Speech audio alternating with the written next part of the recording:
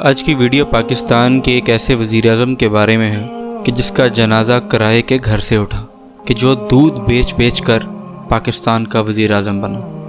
قریباً ایک صدی قبل یعنی 20 ستمبر 1916 کو لاہور کے ایک نواحی گاؤں میں ایک بچہ پیدا ہوا۔ 4 بہن بھائیوں میں سب سے چھوٹا تھا۔ پورا گاؤں ان پڑھ مگر اسے پڑھنے کا بےحد شوق تھا۔ اس کے گاؤں میں کوئی اسکول نہ تھا، لہٰذا یہ 1.5 میل دور دوسرے اسکول گاؤں پڑھنے جاتا۔ راستے میں ایک برساتی نالے سے اسے گزرنا پڑتا۔ 6ٹھی جماعت پاس کرنے کے بعد وہ 8 میل دور دوسرے اسکول تعلیم حاصل کرنے جاتا۔ اس نے مڈل کا امتحان امتیازی نمبروں سے پاس کیا اور وظیفہ حاصل کیا۔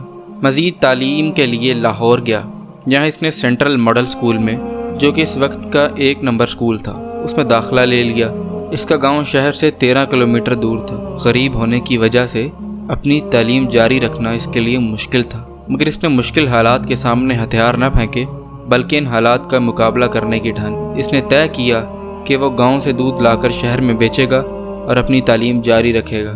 چنانچہ وہ صبح منہ اندھیرے اذان سے پہلے اٹھتا، مختلف گھروں سے دودھ اکٹھا کرتا، ڈرم کو ریڑے پر لاد کر شہر پہنچتا۔ شہر میں وہ نواب مظفر بردلاش کی حویلی اور کچھ دکانداروں کو دودھ فروخت کرتا اور مسجد میں جا کر کپڑے بدلتا اور اسکول چلا جاتا۔ کالج کے زمانے تک وہ اسی طرح دودھ بیچتا اور اپنی تعلیم حاصل کرتا رہا۔ اس نے غربت کے باوجود کبھی دودھ میں پانی نہیں ملایا۔ بچپن میں اسے اسکول کے لیے جوتوں کی ضرورت تھی۔ اس کے پاس اسکول کے جوتے نہ تھے۔ اسکول کے لیے بوٹ بہت ضروری تھے۔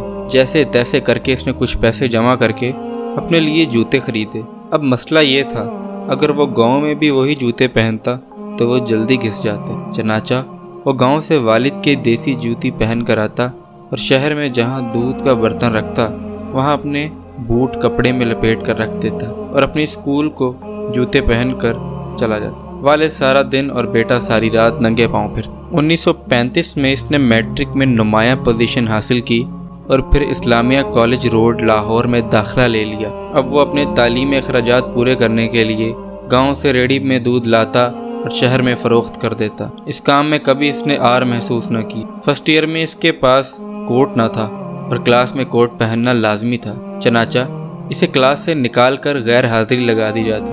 اس معاملے کا علم اساتذہ کو ہوا تو انہوں نے اس ذہین طالب علم کی مدد کی اور اسے کوٹ خرید کر دیا۔ نوجوان کو پڑھنے کا بہت شوق تھا۔ نوجوان اس دوران جان چکا تھا کہ دنیا میں کوئی بھی کام آسانی سے سر انجام نہیں دیا جا سکتا۔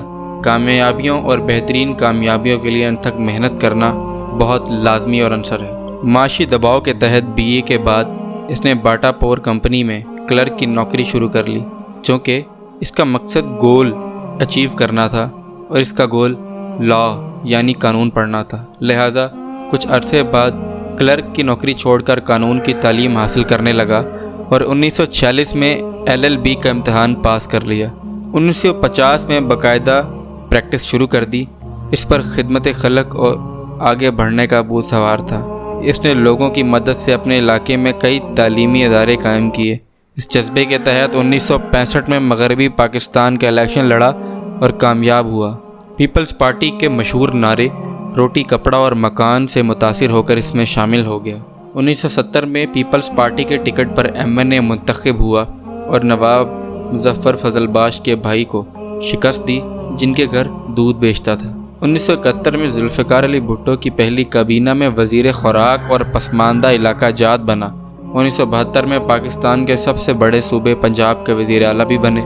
وزارت اعلیٰ کے دوران اکثر رکشے میں سفر کرتے، اپنے گورنر مصطفیٰ کے گھر بھی رکشے پر ہی جاتے اور مصطفیٰ گھر کے ساتھ ساتھ نباہ ہونے کی صورت میں استعفیٰ دے کر ایک مثال قائم کر دی۔ 1973 میں اقوام متحدہ میں پاکستان کے وفد کی قیادت بھی کی۔ 1973 میں وفاقی وزیر قانون پارلیمانی امور کا قلم دان سونپا گیا۔ 1976 میں وفاقی وزیر بلدیات اور دیہات مقرر کیا۔ 2 دفعہ اسپیکر قومی اسمبلی بنے اور 4 سال تک 1976 میں انٹرنیشنل اسلامک یونیورسٹی کے ڈائریکٹر رہے۔ ایک مفلس و کلاش ان پڑھ کسان کا بیٹا، جس نے کامیابی کا ایک لمبا اور کٹھن سفر اپنے دودھ بیچنے سے شروع کیا اور آخرکار 5 نومبر 1996 کو پاکستان کا وزیر اعظم بنا۔ یہ پاکستان کا منفرد وزیر اعظم تھا جو ساری عمر لاہور میں لکشمی مینشن کرائے کے مکان میں رہا، جس کے دروازے پر کسی کو کوئی پروٹوکول نظر نہ آیا، جس کا جنازہ اسی کے کرائے کے گھر سے اٹھا۔ جو لارڈ کھسوٹ سے دور رہا، جس کی بیوی اس وزارت عظمیٰ کے دوران رکشوں اور ویگنوں میں دھکے کھاتی پھرتی، آج 17 فروری 1997 میں پاکستان کی وزیر اعظم رہے ملک معراج خالد۔ جی ہاں ناظرین، ملک معراج خالد ہیں وہ شخص جو کہ عہد ساز شخصیت تھے۔ آپ 13 جون 2003 کو اس دنیا فانی سے رخصت ہوئے۔